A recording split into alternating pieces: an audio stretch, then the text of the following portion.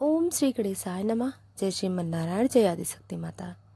दोस्तों, हमारे चैनल पर चैत्र मास महात्म्य में कथा अध्याय 11 तक श्रवण कर चुके हैं। तो आइए आज श्रवण करते हैं कथा अध्याय 12। इसके पहले के अध्याय में आपने सुना था किस प्रकार महिषासुर दैत्य का दूत देवी के पास आया और उनसे महिषासुर का संदेश सुनाया। व्यास जी कहते हैं, महाराज, भगवती जगदम्बा श्रेष्ठ स्त्री के रूप में विराजमान थी। महिषासुर के मंत्री की बात सुनकर वे मुस्कुराती हुई मेघ की तरह गंभीर भाड़ी में उससे कहने लगी। देवी ने कहा, मंत्री वा तुम्हें यह निश्चित रूप से समझ लेना चाहिए कि मैं देवताओं की जननी हूँ। मेरा नाम महालक्ष्मी है। संपूर्ण दैत्य को मारने के लिए ही मैं प्रकट हुई हूँ। महिषासुर का वध करने के लिए सभी देवताओं ने इस समय मुझसे प्रार्थना की है। उस दानवराज के कारण देवता अत्यंत कष्ट भोग रहे हैं। इस समय उन्हें यज्ञ में भाग भी नहीं मिल पा रहा है, इसलिए आज मेरा यहाँ आना हुआ। मंत्री व मैं महिषासुर को मारने का प्रयत्न में लगी हुई हूँ। मैं अकेले ही नहीं हूँ, मेरे साथ विपुल सेना है। अनग तुमने जो साम नीति का प्रयोग करके मुझे आदर पूर्वक मेरा स्वागत किया है, मीठे वचन कहे हैं, इससे मैं तुम पर संतुष्ट हूँ। नहीं तो निश्चित जानो मेरी दृष्टि प्रलय अग्नि की तुलना करने वाली है। उसके प्रभाव से तुम बच नहीं सकते। अब तुम मेरी बात मानकर उस पापी महिषासुर के पास जाकर उससे ऐसा कहना, अगर तुझे प्राणों का लोभ हो तो तुरंत अभी पाताल चला जा। तू नहीं जाना चाहेगा तो तुझ अपराधी को, दुष्ट को मैं युद्ध के मैदान में मार डालूंगी। मेरे बाण से तेरे शरीर की धज्जियां उड़ जाएंगी। तेरे लिए यम के घर जाना आवश्यक हो जाएगा। मेरी इस दयालुता को तू समझकर इसी क्षण से इस लोक से विदा हो जाओ। मूर्ख, तेरे मर जाने पर देवता स्वर्ग लोक पर अधिकार प्राप्त कर लेंगे, इसलिए सागर पर्यंत इस पृथ्वी का परित्याग करके तू अकेला ही यहाँ से हट जाने की व्यवस्था कर ले। मूर्ख, मेरे बाण तेरे शरीर को लक्ष्य बनाए, इसके लिए तू पहले पाताल चला जा।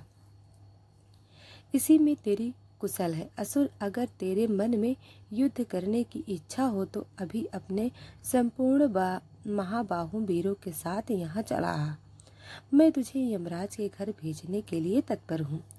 अरे प्रचंड मूर्ख, तेरे जैसे असंख्य दानों का प्रत्येक युग में मैंने वध किया है, वैसे ही मैं तुझे युद्ध के मैदान में मार डालूंगी।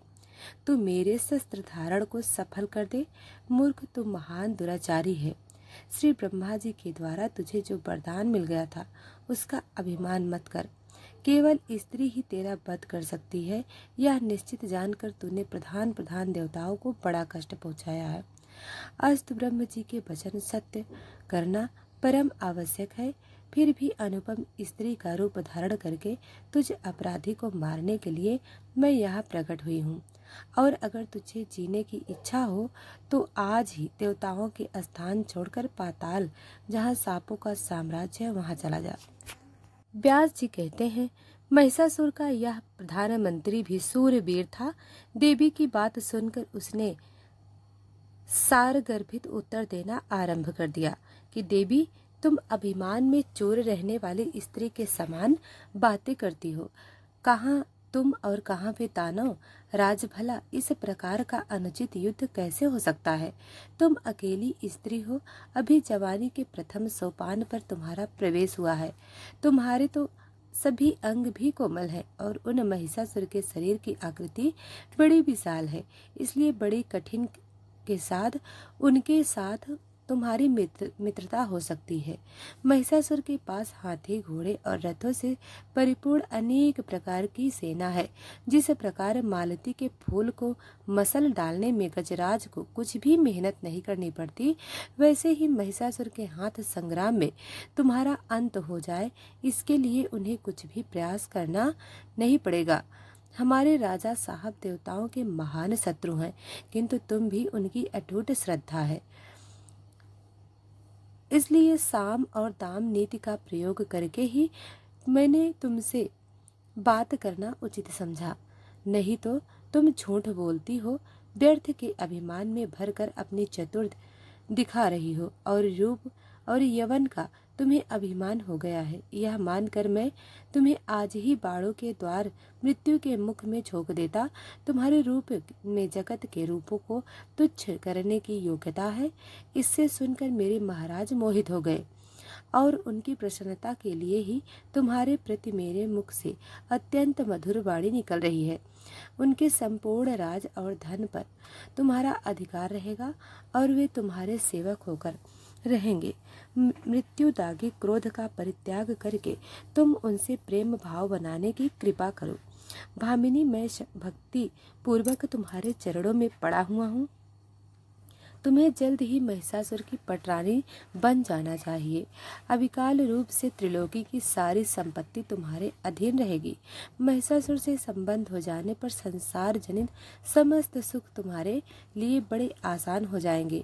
मंत्री की बात सुनकर देवी कहने लगी, मंत्री वह सुनो, मैं शास्त्र की मर्यादा के अनुसार चतुर का सहारा लेकर वाक्यों का बिल्कुल सार तुम्हें समझाती हूँ।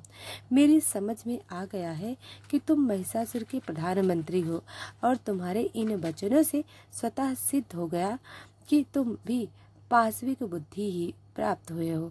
जिसके तुम जैसे मंत्री वह भला बुद्धिमान कैसे हो सकता है। तुम दोनों एक ही जैसे, ब्रह्मा जी ने तुम्हारी बड़ी अच्छी जोड़ी मिलाई है। अरे मूर्ख, मेरे विषय में तुमने जो कुछ भी कहा है, स्त्री स्वभाव वाली हो सो विचार पूर्वक देखो तो क्या मैं पुरुष नहीं हूँ। मैंने स्वाभाविक गति से स्त्री वेश धारण कर लिया है। तुम्हारे स्वामी स्त्री के हाथ अपने मृत्यु मांग चुके हैं। उसे पूरा करने के लिए मुझे ऐसा करना पड़ा। इससे मैं समझती हूँ कि वह प्रचंड मूर्ख है। वीर रस के तत्व से वह निरंतर अपरिचित रहा है। स्त्री के हाथ में मरना पराक्रमहीन के लिए भले ही सुक्कर लगता हो, सूरवीर के लिए तो महान कष्टप्रद है। ऐसे ही निंदनीय मृत्यु स्वयं बुद्धिमान बनने वाले तुम्हारे स्वामी महिषासुर ने मांगी है। इसलिए तू स्त्री रूप का धारण करके उस कार्य को संपन्न करने के विचार से मैं यहाँ उपस्थित हूँ। तुम्हारे धर्मशास्त्र विरोधी वाक्यों में मैं कैसे डर सकती हूँ। इसलिए तुम शीघ्र ही जाओ और अपने राजा को मेरी बात सुना दो। फिर वह तुम्हें जो आदेश दे वैसा ही करना। अगर प्राणों का मोह हो तो इंद्र स्वर्ग का राज्य करे, देवताओं को हविष्य प्राप्त करने का शुभ अवसर मिल जाए और तुम लोग रसातल चले जाओ। मूर्ख, संभव है दुराचारी महिषासुर के विचार इसके विपरीत हो। उस अवस्था में तुम लोग मेरे साथ युद्ध कर सकते हो। सभी प्रधान देवता युद्ध में परास्त हो चुके हैं। तुम्हारी यह मान्यता बिल्कुल निर्मूल है, क्योंकि दववश ब्रह्मा जी ने वर दे रखा है। इसी कारण ऐसी परिस्थिति बन गई है। तो दोस्तों, देवी ने जो कहा वह हमने आपको सुनाया। आगे की कथा हम कल सुनाएंगे।